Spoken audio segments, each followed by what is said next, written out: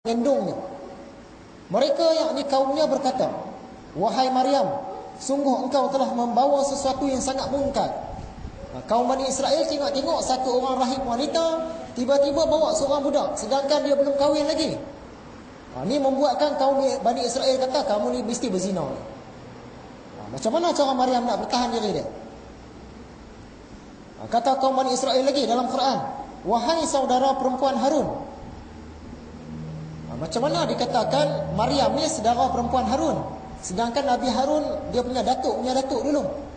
Sebenarnya dalam keturunan Bani Israel ni, kumpulan Yahudi ni, dia ada 12 keturunan. Kan anak kepada Nabi Yaqub ada 12 orang. Salah seorang dia Nabi Yusuf. Daripada 12 keturunan ni, ada satu keturunan saja yang akan jadi rahib, iaitu keturunan Nabi Harun. Jadi siapa-siapa yang jadi rahib, jadi padri dalam agama Yahudi ni, dia dipanggil saudara Harun. Walaupun Nabi Harun tu dah meninggal lama dah. Bukan nak kata saudara ni abang, tak. Siapa saja yang jadi rahib dalam agama Yahudi disebut saudara Harun. Disebabkan Maryam tadi dia satu orang rahib wanita, maka orang panggil dia saudara perempuan Harun. Padahal Harun tu dia punya datuk dulu, Nabi Harun. Kata kaum Bani Israel, "Wahai saudara perempuan Harun, ayahmu bukan seorang yang buruk perangai dan ibumu bukan seorang perempuan penzina." Kata kaum Bani Israel sebab mereka tengok Maryam tadi bawa budak kecil, mereka sangkakan dia ni berzina. Dia kata, "Apalah engkau ni Maryam, kan, bawa anak zina. Sedangkan bapa engkau satu orang yang terhormat. Bapa dia orang soleh, mak dia pun satu orang yang baik juga. Tiba-tiba dia pula tunjuk contoh yang tak baik." Itu tuduhan yang dikenakan kepada dia. Maka dia yakni Maryam menunjuk kepada anaknya. Maryam dia tak cakap apa-apa, dia tunjuk anak dia yang dia bawa tadi. Tunjuk anak dia. Sebab sebelum itu memang Tuhan suruh bagi tahu macam tu. Datang malaikat Jibril, Maryam ni dah takut. Macam mana aku nak pergi jumpa dengan kaum Bani Israel sedangkan aku belum kahwin, tiba-tiba ada anak. Kata malaikat Jibril, jangan risau, anak ni nanti akan bercakap untuk kamu. Sebab itu apabila kaum Bani Israel dakwa kepada Maryam ni, dia tunjuk anak dia. Dia tak payah cakap. Ini cerita Al-Quran, ya. Maka Maryam menunjuk kepadanya anaknya. Mereka, yakni kaum Bani Israel berkata, "Bagaimana kami akan berbicara dengan anak yang masih dalam ayunan? Kamu ni dah gila ke Maryam? Kamu duk tunjuk budak tu. Budak tu bukan boleh cakap lagi." Kata kaum Bani Israel. Dia, yakni Isa berkata, budak kecil ni tadi yang dia gendong, dia dukung tadi ni kata, "Sesungguhnya aku ialah hamba Allah." Dia cakap dalam bahasa Ibrani lah, bahasa orang Yahudi lah. Kata budak kecil ni tadi, Nabi Isa ni tadi, "Sesungguhnya aku ialah hamba Allah. Dia yakni Allah memberikan aku kitab, yakni kitab Injil, dan dia menjadikan aku seorang nabi. Dan dia menjadikan aku seorang yang diberkati di mana saja aku berada. Dan dia memerintahkan kepada aku untuk memperjuangkan solat dan memperjuangkan zakat selama aku hidup, dan berbakti kepada ibuku, dan dia yakni Allah tidak menjadikan aku seorang yang sombong lagi celaka. Dan kesejahteraan semoga dilimpahkan kepadaku pada hari kelahiranku, pada hari kematianku, dan pada hari aku dibangkitkan semula." Panjang rupanya cakap Nabi Isa ni. Walaupun dia masih budak kecil, tapi dia cakap panjang. Berapa ayat tu dalam Quran? 5-6 ayat dia cakap.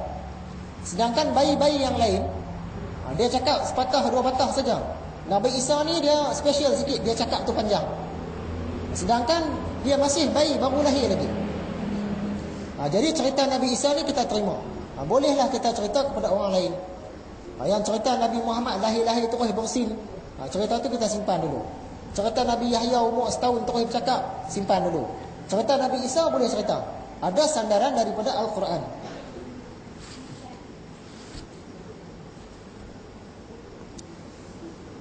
Dan kisah Nabi Ibrahim.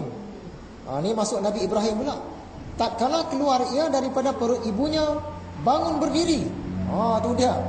Lahir-lahir terus budak kecil ni bangun berdiri terus. Tu yang kata kalau jadi kat kita lari. Lahir-lahir anak terus berdiri. Budak kecil ni tadi. Nabi Ibrahim lahir-lahir daripada perut ibunya, bangun berdiri ia atas 2 kakinya. Berkata ia, "La ilaha illallah wahdahu la syarikalah lahul mulku wa lahul hamd alladhi hudana. Maka sampai suaranya pada segala bumi dan mendengar segala binatang. Oh, ni cerita hikayat ni. Ini pun cerita tak ada sandaran juga. Kononnya Nabi Ibrahim ni dia lahir kat dalam gua. Sebab apa lahir dalam gua?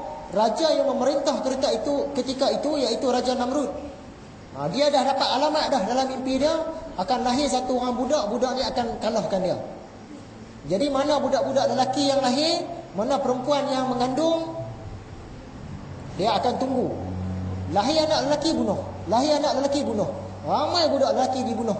Lebih kurang macam cerita Nabi Musa jugalah dengan Fir'aun. Disebabkan mak Nabi Ibrahim tadi mengandung, ya, dia lari duduk ke gua. Di sana lahir Nabi Ibrahim. Jadi kononnya lahir-lahir itu dia terus bangun berdiri, terus dia ucapkan ayat tadi, terdengar ke seluruh dunia. Terdengar ke seantero dunia.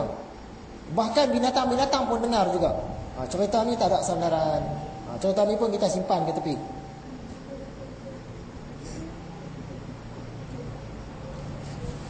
Dan kisah Siti Maryam. Yang ini Siti Maryam iaitu mak kepada Nabi Isa. Tadi cerita Nabi Isa anak dia, ni cerita mak dia pula. Siti Maryam itu seperti yang tersebut di dalam Quran, dengan katanya menjawab bagi pertanyaan Nabi Zakaria.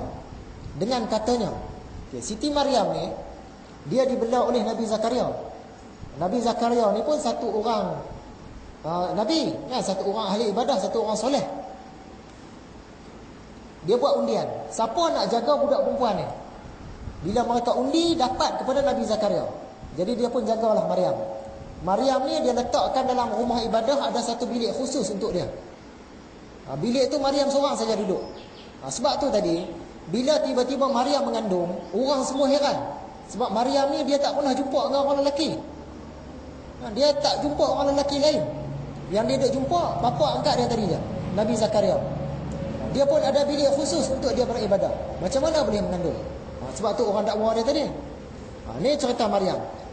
Bila dapat pada Nabi Zakaria, dia pun letakkan anak angkat dia di dalam satu mihrab, satu bilik untuk dia beribadah. Bila Nabi Zakaria pergi tengok Maryam, di sisi Maryam ni dah ada makanan. Makanan yang bukan pada musim dia. Katalah masa tu bukan musim durian, tiba-tiba ada durian dekat dia. Tapi dia tak nak harap tak ada durian. Buah lain lah, ni sebagai contoh saja. Katalah masa tu bukan musim anggur, tiba-tiba ada anggur. Tu Nabi Zakaria heran. Kita dari mana letak anggur ni? Orang lelaki lain tak boleh masuk. Yang tengok Nabi Zakaria saja. Macam mana boleh ada anggur? Tu hebat dia.